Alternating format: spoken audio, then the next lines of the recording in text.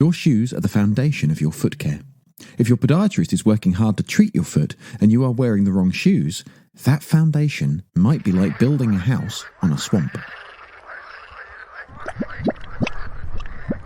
If you can find the right shoes for your feet, you may find that a lot of foot problems improve or even disappear entirely. Welcome to Podiatry, and a look at how shoes are one of the most important parts of your foot care. Evidence suggests that badly fitting footwear contributes to many foot problems, and that as many as 72% of us are wearing shoes that are the wrong size. This jumps up to 82% for patients with conditions like diabetes. Now you might be thinking, "Oh, that definitely isn't me. I know what size my feet are and I always buy the right ones." Well, you might be surprised. Consider what shoe size actually means. For example, take a shoe marked as UK size 7. All this means is that it's larger than the size 6 and smaller than a size 8, but there is no specific measurement that a size 7 should be. Also consider that most of us think of a shoe size in terms of length and width. But what about depth? Your foot is three-dimensional, and a shoe that is too shallow for the forefoot is going to cause rubbing, especially in the toes. So how much room should a shoe have? A good shoe will have about 1 centimetre of free space at the end of your longest toe. There should also be enough depth and width to allow you to wiggle your toes freely. Now, most of us aren't used to having that much space, particularly if you're used to wearing slip-on shoes which stay in place by squeezing the forefoot. For this reason, you also need a good fastening. A good shoe will hold the foot firmly at the heel and ankle with a fastening that stops the foot from sliding forward. Laces are ideal because you can adjust the fit of the shoe easily, but if you cannot manage laces, then Velcro is a good substitute. Of course, a lot of people wear slip-on shoes, but these are not good for the feet. In order for a slip-on shoe to stay in place, the shoe must be tight enough to squeeze the forefoot. If they are too tight, the foot can't work as it is meant to. If slip-on shoes are too loose, the toes have to curl and grip to keep the shoes on the feet. Whether too tight or too loose, this can cause rubbing and can lead to deformities of the toes. The heel of the shoe should be no more than 2.5 centimeters in height and should have a broad base. Shoes with heels that are too high can lead to too much pressure being placed on the front part of the foot, leading to blisters, corns, and calluses. If high heels are worn a lot, the muscles can become tight, making it difficult to wear flatter shoes. High heels can also cause foot, knee, and back pain. If the heel is not broad-based, there is a heightened risk of ankle weakness and of falling. The sole of the shoe shouldn't be completely flat.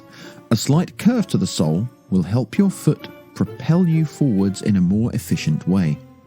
The sole also shouldn't be too hard or too soft. Anything too soft will make your foot less stable, putting strain on the joints and connective tissues.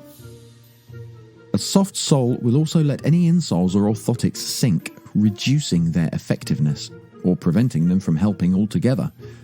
If you can screw your shoe up into a ball or wring it out like a dishcloth, then it's too soft. The sole also shouldn't be too hard. Something like a hard leather sole might last for years and be supportive, but if your feet hurt, a rock-hard sole is going to make matters worse. Aim instead to strike a balance between getting the support you need, but with a little bit of cushioning. This makes running shoes ideal, even if you don't plan on doing any running. Okay, so you might be asking, so what should I buy? Which shoe brand do you recommend?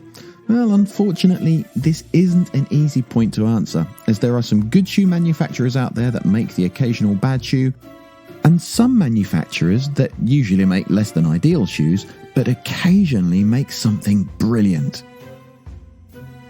Also, consider the activity you want them for and be aware that what works well for some doesn't work well for everyone. Remember, shoe sizes are inconsistent. They are only a guide, and you should always try shoes on before buying. Try on both shoes and walk around the shop in them. Don't buy shoes that pinch, rub, or slip at the back. Also remember that feet tend to swell a bit during the day, so buy shoes in the afternoon when your feet will be at their largest. Buying shoes online? Consider ordering different sizes of the same shoe and send back any that don't fit. Just don't forget to check the returns policy before you order. If your foot pain goes away when wearing some shoes but not others, or when wearing sandals or no shoes at all, then your shoes may be to blame for your foot pain. Some people benefit from wearing an orthotic in their shoes. An orthotic is an insole that fits in the shoe, which can help support the foot or reduce pressure on painful areas. You may be given orthoses by a podiatrist or be advised to buy some over the counter. An orthotic will not work in a shoe that doesn't support it properly, or if the shoe is too tight. It can be especially helpful to wear shoes with a removable footbed. This enables you to either put the orthotic underneath the footbed, or you can remove the footbed altogether to allow a little more room for the foot. So these are the important points to remember.